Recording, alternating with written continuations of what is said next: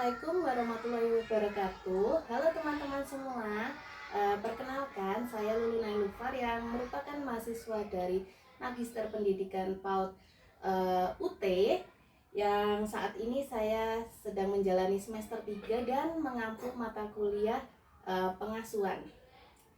Pada podcast kali ini saya akan membahas tema tentang pengasuhan anak usia dini terkait konsep, tujuan, dan tahapan psikososial prasekolah yang menurut teori Erik Erikson.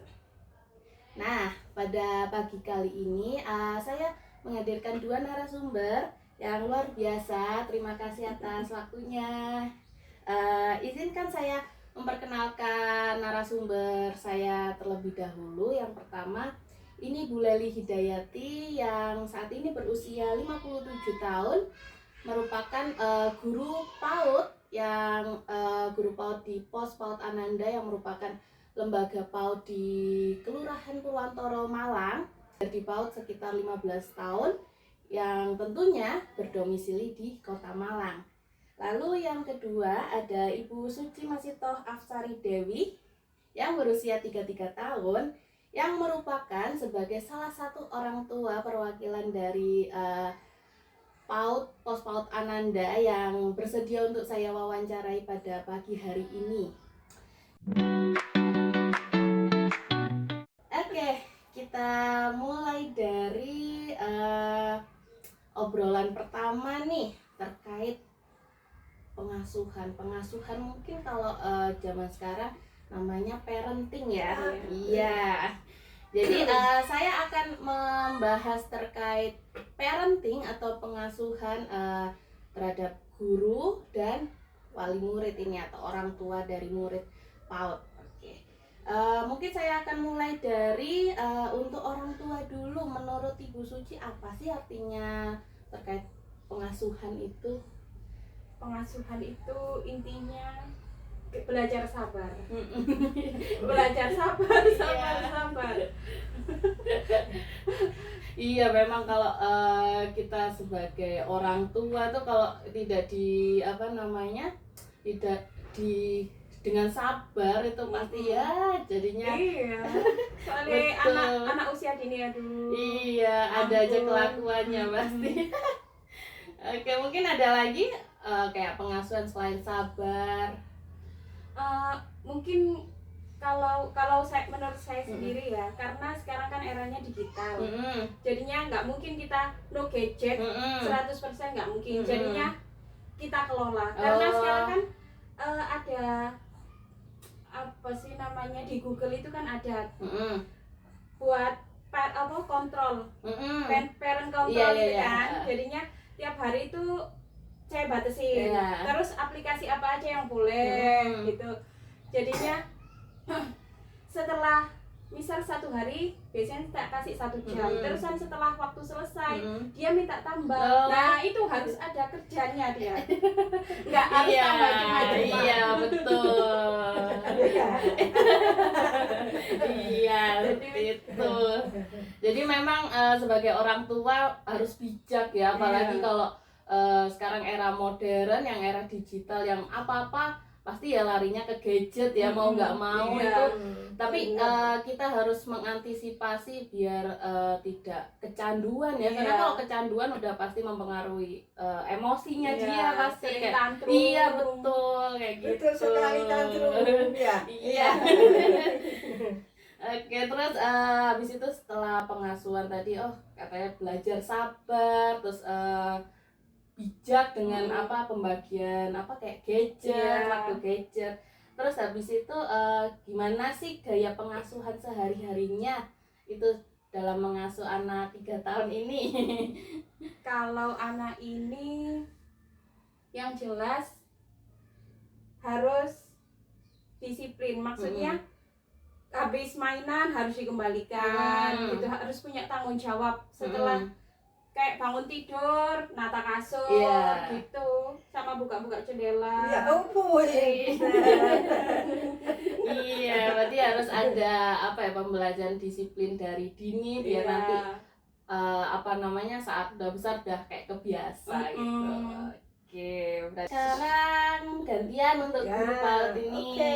Kalau Ibu Leli sendiri sebagai pendidik yang punya pengalaman udah 15 tahun nih, itu gimana sih menurut Bu Leli itu konsep pengasuhan terhadap perilaku anak di kelas? Ya, makasih Kak Lulu. Kalau menurut saya ya sebagai guru kan maksudnya tidak seharian nangani anak anak kecil-kecil. Jadi konsep saya itu pengasuhan itu adalah kita membimbing, mendidik supaya anak-anak itu tumbuh kembangnya tuh bisa optimal ya, secara emosinya, secara motorik fisiknya, secara kognitifnya gitu. Jadi kita tuh lebih fokus ke apa sekolah ya, pembelajaran ya, memfasilitasi aja. Jadi kan kita nggak ketemu sehari penuh sama anak-anak. Jadi kita cuma memberi contoh, oh anak-anak nggak boleh nakal, nggak boleh apa itu untuk mengontrol emosinya, nggak boleh rebutan mainan gitu ya. Iya, kalau mainan harus gantian kayak gitu. Nah terus kita tuh ada apa itu supaya anak-anak bisa apa fisik motoriknya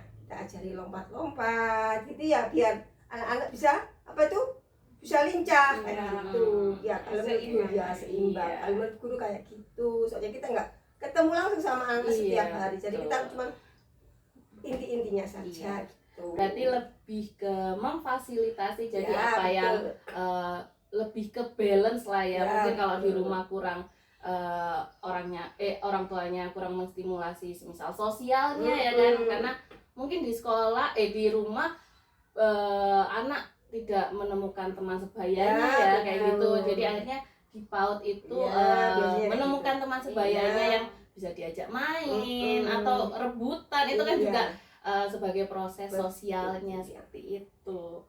Oke, terus pertanyaan kedua untuk Bu Leli, dari pengalaman mengajarnya, apa sih perbedaan pola asuh anak yang terbawa dari rumah ke sekolah? Oh, banyak sekali perbedaannya ya.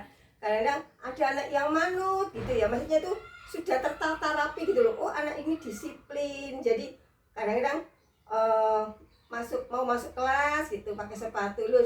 Mungkin di rumahnya sudah terbiasa merapikan ya. Jadi taruh di tempatnya. Ada juga yang langsung diambil apa tuh diletakkan sembarangan. Ada juga yang masih mungkin belum mandiri, jadi di rumahnya mungkin masih dimanja-manja gitu ya. Apalagi kalau dimomong sama neneknya itu pasti dimanja ya. Iya, jadi aku betulin, aku copotin sepatunya, nggak gitu. Jadi anak kayak biasanya kalau apa tuh emosinya ya, terutama emosinya gak terkontrol, kadang tantrum, minta apa mainan di apa tuh dipegang sama temennya, direbut kayak gitu. Jadi memang ya apa tuh kelihatan sekali gitu loh cara pola mendidik anak masing-masing orang tua itu. Oh iya, karena pastinya ya juga sebagai guru tidak bisa sama plek ya kayak orang tua. Jadi orang tua misal melakukan A tidak bisa 100% diadaptasi dengan guru juga A 100%, mungkin ada kombinasi karena sekolah ya pasti menghandle banyak anak juga, jadi nggak bisa kayak satu poin pola gaya asuh aja seperti itu. Jadi begitu ya teman-teman, ternyata apa namanya konsep dari pengasuhan dari POV orang tua maupun guru itu ternyata berbeda, tapi saya yakin pasti maksudnya sama, yaitu untuk kebaikan tumbuh kembang pada anak usia dini seperti itu.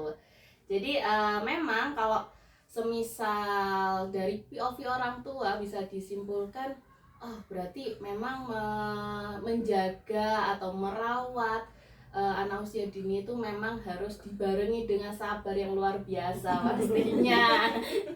Iya, jadi kalau kita sebagai orang tua tidak mempunyai emosi yang stabil, itu bakal susah juga. Anaknya pun tidak akan tumbuh kembang secara optimal juga. Nah, kalau jadi dari POV guru tadi, ternyata apa namanya sekolah usia dini memang sepenting itu, karena yaitu tadi dia untuk membalance atau memfasilitasi dari perkembangan anak usia dini yang perlu banget dikembangkan, kayak tadi sosial, akhirnya ketemu teman sebaya, terus habis itu emosinya, mungkin kalau akhirnya bertemu teman sebaya kan dia bisa mengeksplorasi emosinya juga untuk ke teman sebayanya, terus habis itu motoriknya dan lain sebagainya. Oke, kita lanjut ke pembahasan berikutnya, yaitu terkait tujuan pengasuhan. Iya, tujuannya gitu. Oke, kita balik lagi ke pertanyaan untuk orang tua, ke Bu Suci ini. Apa sih menurut Bu Suci tujuan utamanya dalam mendidik dan mengasuh anak di usia prasekolah kayak gini nih? Kalau untuk anak di usia segini ya, kalau menurut saya yang penting berani Iya. dan jujur. Karena kan biasanya kalau kadang kayak buang sampah ya, ini sampah siapa?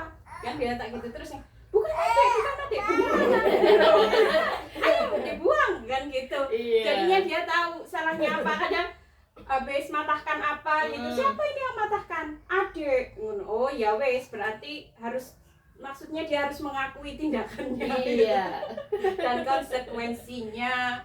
Berarti lebih ke biar dia bertanggung jawab, ya kayak benar. gitu. Jadi kalau semisal kayak dari usia dini mungkin kayak kebiasa untuk berbohong, terus tidak ada apa ya, kayak orang tua yang mengingatkan, itu mungkin bakal jadi efek yang lebih besar lagi saat dewasa. Jadi memang sedari dini orang tua itu dalam pengasuhan itu memang bertujuan untuk mendampingi kelakuan anak usia dini yang mungkin perlu ada yang dibenarkan atau mungkin diperbaiki. Jadi lebih ke memfasilitasi kayak gitu ya, kayak ini benar atau ini salah, seperti itu. Terus habis itu setelah tujuannya tadi, apa sih nilai atau sifat apa yang paling ingin Ibu tanamkan ke anak usia dini lewat pola asuh di rumah? Jadi apa sih kayak nilainya yang pengen ditanamkan untuk anaknya gitu? Untuk kasus anak saya ya, saya inginnya dia berani dan percaya diri. Karena dia ini anaknya introvert parah. Iya. Iya. Gitu. Jadi lebih ke ya percaya diri gitu ya. Benar. Jadi meskipun introvert, saya pun juga introvert. Tapi kalau misal percaya diri memang susah prosesnya. Jadi memang harus melewati banyak kejadian yang akhirnya ternyata saya pun introvert bisa percaya diri juga, seperti itu. Iya, jadi memang membangun percaya dirinya itu yang agak. Iya, jadi memang orang tua harus selalu mendampingi, terus memfasilitasi mungkin biar dia percaya diri harus apa gitu. Oke, terus sekarang ke Bu Leli. Kalau tadi udah dari POV dari orang tua, sekarang lebih ke POV guru, dari kacamata guru. Apa sih tujuan pengasuhan yang sebaiknya ditekankan pada anak usia dini, khususnya murid-muridnya Bu Leli? Iya. Kalau menurut saya tujuan dari pengasuhan itu anak dilatih untuk mandiri, satu, terus percaya diri, terus yang ketiga disiplin. Nah itu, nah setiap kita awal pertemuan mesti kita sapa ya, terus kita tanya, siapa yang tadi sudah mandi? Itu kan maksudnya itu kan itu kegiatan yang rutin dikerjakan setiap hari kan. Jadi itu bisa menanamkan suatu kedisiplinan anak-anak gitu. Anak-anak sudah gosok gigi, sudah Bu Leli. Nah kayak gitu. Jadi kita tuh menanamkan dengan tanya-tanya gitu. Oh ternyata ini suatu aturan yang harus kita kerjakan gitu. Itu menanamkan disiplin. Terus anak percaya diri. kayak Vian gini, anak ayo Vian ambil bolanya, menang, ayo itu sama temennya, ayolah, bu gurunya nonton, nah supaya anak-anak percaya diri kayak teman-temannya kayak gitu. Nah itu yang percaya diri terus mandiri. Nah mandiri anak-anak sekarang sudah tidak boleh ditungguin sama mamanya di dalam kelas gitu. Biasanya anak-anak masih rewel kayak gitu ya. Nggak boleh ditungguin di sekolah. Masa tiap hari gendong mamanya ya. Jadi kita belajar tuh sama bu guru, sama teman-temannya. Jadi mamanya nungguin di depan kelas. Nah gitu itu mengajarkan disiplin, mengajarkan mandiri. Kadang-kadang juga anak-anak Bu Lali nitip ya anak-anak sebentar gitu. Nah padahal mamanya itu keluar sebentar. Apakah ini bisa lupa itu berani nggak nggak pakai sama berdamping sama orang tuanya gitu loh. Ternyata anaknya sudah mandi loh. Itu kadang-kadang sudah kalau diingat-ingat itu loh kan dulu ya. Kadang-kadang ditinggal kayak gini. Ini anak-anak bisa iya. Kalau memang enggak nanti kita akan nggak selalu mendampingi anak-anak. Nanti kalau sudah TK itu otomatis dilepas sama orang tuanya. Orang tua harus cuman mengantar aja di gerbang gitu. Berarti ya mungkin nggak jauh beda dengan konsep pengasuhan tadi ya, jadi kayak memfasilitasi apa yang dibutuhkan anak gitu. Jadi kayak misal kayak Vian ini tadi kurang percaya diri, ternyata solusinya bisa ditemukan di sekolah. Ternyata gurunya bisa memfasilitasi dengan biar Vian itu untuk percaya diri dan sebagainya begitu Vian. Terus gimana sih peran guru dalam membantu orang tua untuk mencapai tujuan pengasuhan anaknya? Ini kita kadang-kadang sharing sama sama wali murid. Bu Lali anak kok gini gitu. Ya saya coba anak saya itu loh Bu Lali kok ya maksudnya itu rebutan gitu, ngerebut suka gini. Ya mungkin di rumahnya itu nggak ada temannya, nggak ada teman sebaya. Nah itu kalau dari saya. Tapi kadang-kadang juga satu semester kita ngadakan undang narasumber, parenting gitu. Jadi biar orang tuanya itu nambah ilmu gitu loh. Iya betul.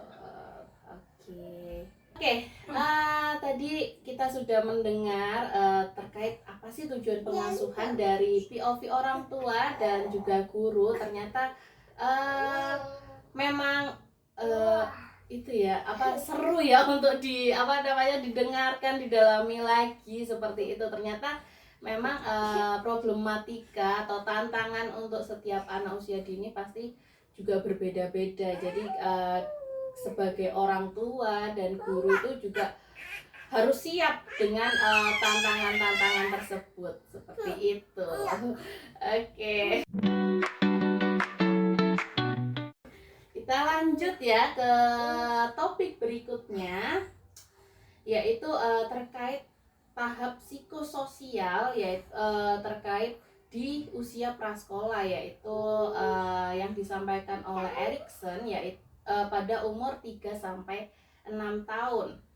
Nah, pada teori ini anak itu lebih ditekankan terkait kayak berinisiatif sendiri seperti itu. Kita mulai dari pertanyaan dari untuk orang tua dulu deh.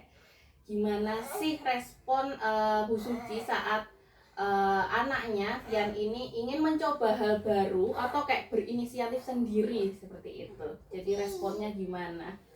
Ya sangat senang ya kan. Dia punya inisiatif, ingin membuat sesuatu, ingin melakukan sesuatu. Jadi ya kita dampingi dan fasilitasi. Jadi pastinya ya orang tua senang ya, apalagi kalau semisal anaknya mungkin kayak Vian yang kurang percaya diri terus tiba-tiba ingin sesuatu sendiri gitu, melakukan sesuatu sendiri. Kemajuan. Iya betul, berarti ada kemajuan yang dialami oleh Vian gitu.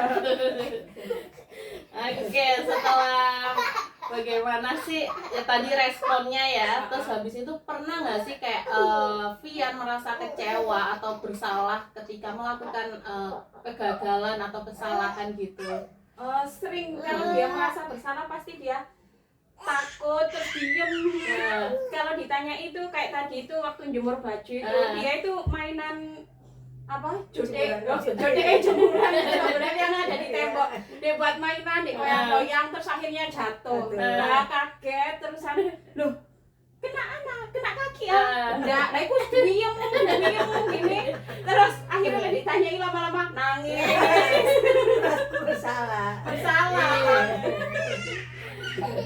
Kalau misal kayak udah melakukan kesalahan gitu, gimana sih cara Bu Suci memberi dukungannya jadi biar mengembalikan moodnya lagi mungkin setelah melakukan kesalahan gitu? Ya biasanya kalau habis melakukan kesalahan ya dipeluk terus bilang nggak apa-apa kan, yang penting nggak kena sakit gitu loh.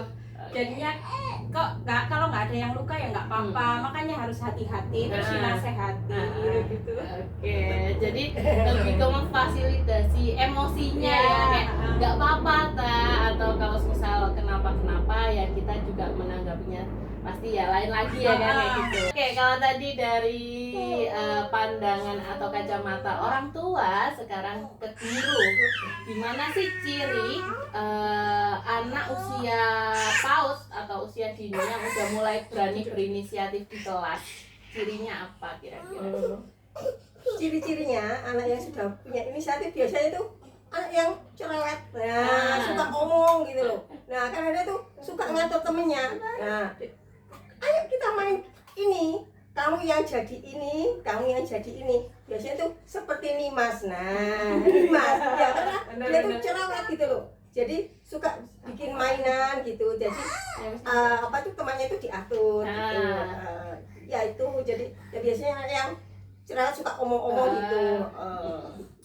Oke, terus habis itu kalau semisal pastinya kan nggak semua anak punya keberanian ya untuk maksudnya kayak ngobrol atau kayak menyampaikan sesuatu lah ke gurunya. Pasti ada yang anak yang takut salah, terus ya diam. Dengan diam itu kan kayak sebagai guru pasti bingung kan apa yang diinginkan sih sama anak ini. Nah kalau Bu Leli sendiri dalam menghadapi anak yang takut salah, itu strateginya apa sih untuk membangkitkan rasa percaya dirinya itu? Kita menerapkan setiap pembelajaran itu tidak harus sesuai dengan perinciannya Bu Guru. Nah, jadi kita itu kasih kebebasan. Biasanya umpamanya ya, ayo kita mewarnai daun. Nah, kalau daun biasanya pada umumnya kan warna hijau. Nah, saya menerapkan kepada anak-anak biar dia punya inisiatif mengembangkan apa maksudnya dia itu kan sekarang modelnya proyek-proyek gitu Kak Yulia. Boleh diwarnai sesuai dengan keinginan kalian. Boleh merah, boleh hijau, boleh ini. Nah, gitu. Nah, setelah anak-anak mewarnai semuanya, nah saya tanya, kok warnanya hitam? Iya boleh Li, soalnya itu loh daunnya tuh sudah kena tanah jatuh. Nah kayak gitu. Nah nanti kasih merah. Apa tuh agak-agak merah loh. Kok merah? Kenapa dikasih warna merah? Oh daunnya sudah kering lah gitu. Jadi kita tuh ngasih kebebasan kepada anak. Jadi jangan anak diterapkan gini. Hei, daun harus hijau. Tidak, saya tidak kayak gitu. Baru kalau kita mencocokkan warna itu baru kita terapkan harus sesuai dengan warnanya gitu. Berarti kayak murid dikasih kebebasan untuk memilih seperti itu. Jadi nggak harus yang poin A, harus ngikutin A seperti itu. Enggak. Gitu. Oke, untuk tadi setelah pertanyaan terkait teori psikososial dari Erikson, sekarang kita ke topik terkait tantangan dan harapan. Balik lagi ke pertanyaan untuk orang tua, apa sih tantangan terbesar dalam mengasuh anak usia 3 tahun di rumah? Tantangannya apa aja nih? Tantangannya harus meluangkan banyak waktu. Wah, itu. Wis, jadinya wis cucian, tumpukan apa wis ya kita lupakan. Kita dampingi. Ya. Di lemari. Ya gini jadinya baru keluar sebentar wis minta temenin, minta apa, ada aja caranya. Kadang ini gimana bukanya, ini gimana Lek, mau membaca, alasannya gitu. Kalau didengar mau belajar gitu, ya ditungguin. Oke. Berarti tantangannya memang harus meluangkan banyak waktu ya. Terus abis itu apa sih harapan Ibu Suci dalam untuk anaknya untuk beberapa tahun ke depan, harapannya seperti apa? Harapannya dia lebih percaya diri, terus lebih mandiri, dan berani. Kadang soalnya ada orang baru dia tanya diem gitu, jadinya apalagi kalau ya pokoknya orang yang nggak pernah dilihat itu, apalagi wis tuakut wis sembunyi jelas. Sekarang ke Bu Leli, apa sih tantangan terbesar dalam mendukung pengasuhan anak di kelas PAUD yang ditemui? Kalau saya itu nemu yang paling sulit adalah anak kadang mogok, nggak mau kerja, nggak mau belajar, cumanya itu pengennya main aja, seperti kayak apa gitu ya. Jadi sepertinya itu di sama orang tuanya, apalagi kan pengasuhnya ke nenek gitu ya. Jadi ke nenek itu, neneknya sudah bebaskan, nggak ditegur, nggak dinasihati, ayo belajar.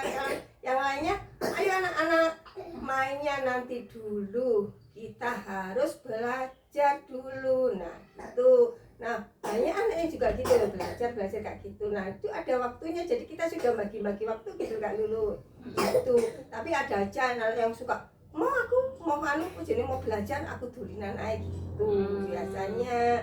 Terus kadang-kadang belum waktunya makan, sudah dibuka kuenya dihabisin, nggak mau doa, nggak mau apa. Tapi mesti saya pesen yang nggak mau doa itu temannya siapa, masuk kemana, sama setan diajak kemana, nah itu baru takut. Tapi kalau masalah pembelajaran itu ya memang agak susah karena anak nggak mau belajar sama sekali, maunya keluar, maunya main aja begitu. Oke. Terus habis itu apa sih harapan Bu Leli untuk kerjasama antara orang tua dan guru dalam mendukung tumbuh kembang anak? Oke. Kalau untuk masalah kesehatan tumbuh kembang, maksudnya badannya itu supaya maksudnya kan ada apa tuh sekarang itu stunting gitu. Nah kita berharap orang tua itu kalau memberi bekal anak-anak jangan ciki-cikian. Nah kayak gitu.